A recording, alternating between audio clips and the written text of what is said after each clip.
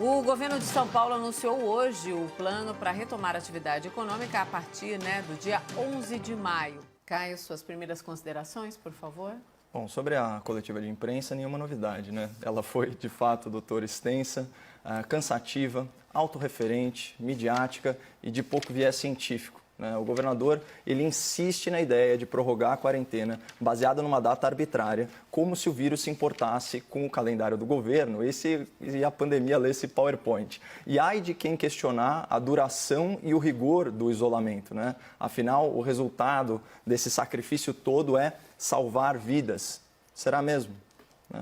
Eu tenho um estudo científico aqui de 2019, publicado por economistas e médicos sanitaristas do Brasil e do Reino Unido, na revista especializada The Lancet.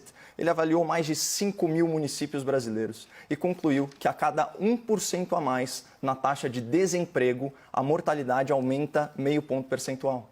Segundo esse estudo, em razão da última crise econômica, aquela gestada no governo Dilma Rousseff, 31.415 pessoas tiveram sua morte diretamente relacionada aos efeitos da recessão econômica. Isso só na população jovem e adulta, não contabilizaram mortalidade infantil.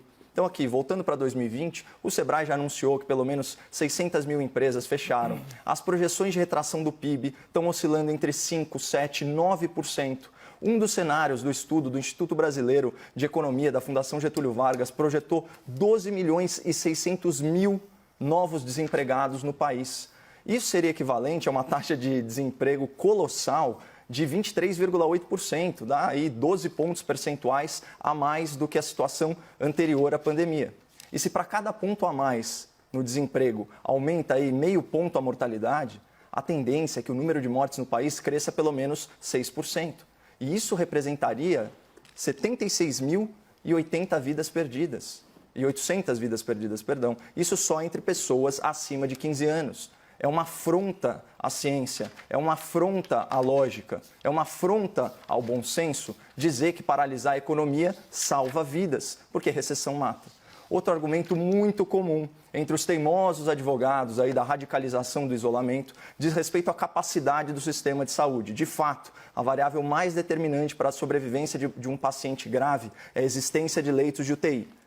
Só que a percepção do grande público é de que o sistema do estado de São Paulo, que é o epicentro da epidemia, ele está absolutamente saturado. A imprensa contribui para esse clima de pânico ao publicar manchetes como aquela que a gente já discutiu aqui. O Hospital Emílio Ribas tem 100% da sua capacidade ocupada. Ok, só que tem a informação fundamental. São só 30 leitos de UTI num estado que tem mais de 15 mil leitos de UTI.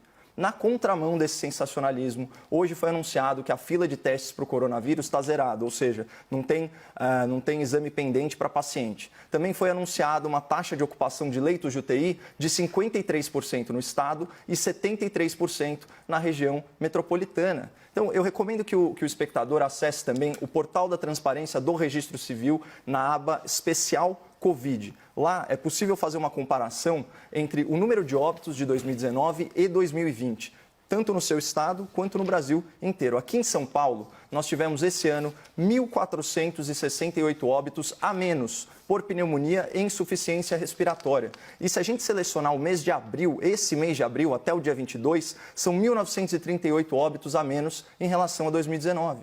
Ou seja, pelo menos aqui em São Paulo, o sistema de saúde está operando dentro de parâmetros razoáveis, ele está longe de colapsar. E as autoridades, elas tiveram tempo de sobra, tempo e dinheiro de sobra para aumentar a nossa capacidade hospitalar. Então, se houver uma tragédia nessa pandemia, para mim a maior culpada será a má gestão pública. Por isso, fica cada vez mais difícil para o cidadão engolir que prefeitos e governadores estão salvando vidas, trancafiando as pessoas em casa. O que é certo é que muitos deles estão contratando sem licitação, rolando a dívida dos seus estados, se articulando para as eleições de 2020 até 2022 e posando de governadores responsáveis. Mas, enfim, já me alonguei muito. Você, espectador, é o melhor juiz para decidir se o seu prefeito ou o seu governador está realmente tão preocupado em salvar vidas.